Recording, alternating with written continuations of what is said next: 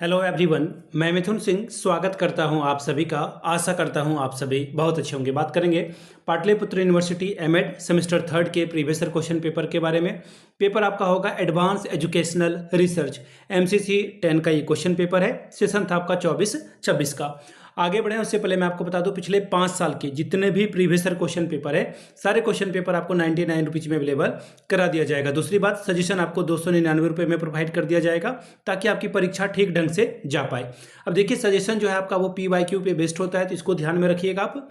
पहली बात, जो क्वेश्चन पेपर है वो आप 10 साल के क्वेश्चन पेपर को हम लोग स्कैन करते हैं और जो क्वेश्चन बार बार रिपीट हुआ है या फ्रीक्वेंटली पूछा गया एक रेगुलर इंटरवल में उसको यहाँ पर ऐड कर लिया जाता है।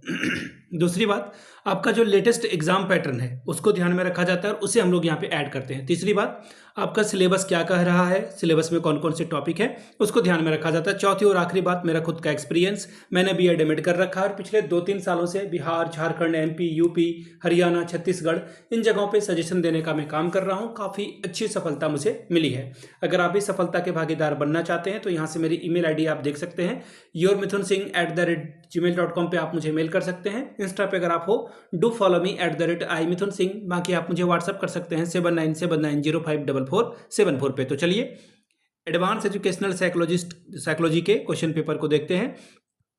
यहाँ से आप देख पाएंगे ये रहा आपका PPU MCC 10 का क्वेश्चन पेपर, यानी कि आपका पेपर नंबर 10 है। परीक्षा आपकी सेमेस्टर थर्ड की 2026 में हुई थी। सेशन था आपका 24-26 का। एडवांस रिसर्च मैथडोलॉजी पेपर का कोड आपको दिख रहा होगा। 80 नंबर का ये पेपर है। 3 घंटे में आपको ये पेपर कंप्लीट करना था। अब यहाँ से देख लीजिए, सेक्शन ए, हर एक सवाल 10-10 अंकों का होगा और 4 सवालों का जवाब दीजिए। 4, 10 और 40 स्कोर आप कर सकते हो। हर एक सवाल जो है वो 10-10 मार्क्स आपको देकर जाएगा। 10, 4 और 40। पहला सवाल, what do you mean by sampling? What is the difference between probability sampling and non probability sampling? Explain with suitable example. प्रतिदर्शन से आप क्या समझते हैं? संभाव्यता प्रतिचयन और असंभाव्यता प्रतिचयन के बीच का अंतर क्या है वो बताएं। उपयुक्त उदाहरणों के द्वारा इसे स्पष्ट कीजिए। Question number 2, what is hypothesis? What consideration the research should cap in mind while formulating hypothesis? Explain, यानी कि परिकल्पना क्या है? परिकल्पनाओं का निर्माण करते समय शोधकर्ता को किन किन बातों को ध्यान में रखना चाहिए, व्याख्या करके बताएं। तीसरा सवाल, what do you know about variable? Giving suitable examples make a distinguish between the independent variable and dependent variable. चर से आप क्या समझते हैं? उदाहरण देते हुए स्वतंत्र चर और आश्रित चर में अंतर बताएं। चौथा सवाल, What is type 1 error and type 2 error? How can you minimize the risk of both type of error?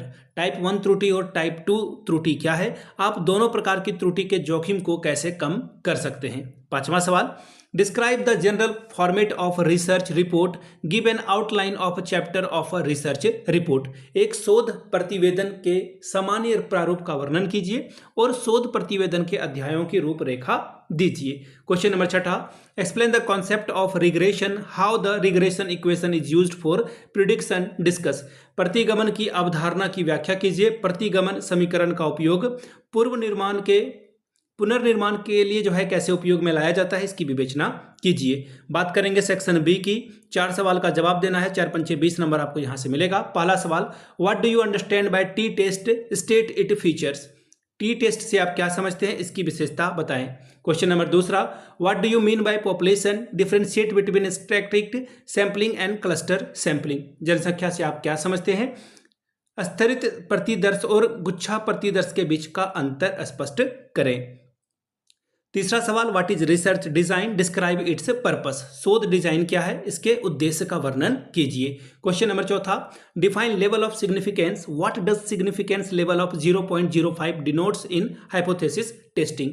सार्थकता स्तर को परिभाषित कीजिए। परिकल्पना परीक्षण में 0.05 की सार्थकता दर का जो है क्या दर्शाता है, इसके बारे में बताएं। पांचवा सवाल, discuss parametric and non parametric statics, यानी कि पैरामेट्रिक और नॉन पैरामेट्रिक सांख्यिकी की विवेचना कीजिए।